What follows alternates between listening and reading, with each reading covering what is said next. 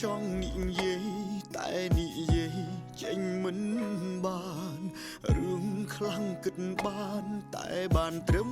លាក់ក្នុងចិត្តម្នាក់ឯងយូរហើយចង់ឲ្យអ្នកណាអាណិតសុកគិតនាំឲ្យចិត្តអំពើ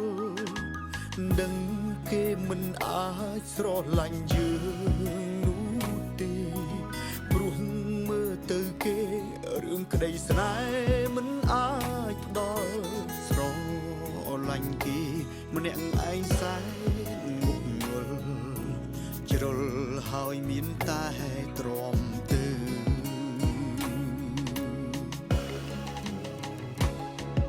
មិនរៀងរឿងស្រឡាញ់គេតែម្នាក់ឯងមិនរៀងឲ្យឈឺម្ដងទៀតទៅមនុស្សក៏ខ្ញុំមិនព្រមបើផ្លូវឈួតអីទៅស្រឡាញ់គេមិនរៀងរឿងស្រឡាញ់គេតែម្នាក់ឯងសួរថាតើឈឺទេឈឺប៉ុណ្ណាក៏មិនអីដែរសំខាន់គេមិនស្រឡាញ់យើងសម្រាប់ថ្ងៃនេះអ៊ំសុំយកមកអស់តែសម្រាប់ថ្ងៃក្រោយអ៊ំសង្ឃឹមថាមានតែពីរនាក់យើង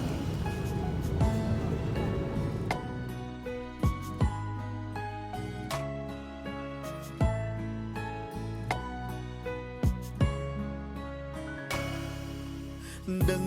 គេមិនអាចស្រឡាញ់យើងនោះទេ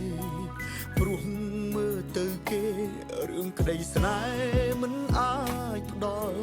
ស្រឡាញ់គេម្នាក់ឯងសែនងប់ងល់ជ្រុលហើយមានតែទ្រាំទៅ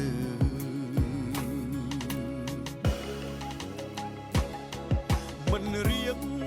រឿងស្រឡាញ់គេតែម្នាក់ឯងមិនរៀងឲ្យឈឺម្ដងទៀតទៅមនុស្សក៏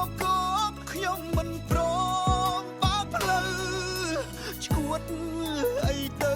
ស្រឡាញ់គេមិនរៀងរឿងស្រឡាញ់គេតែម្នាក់ឯងសួរថាតើឈឺទេ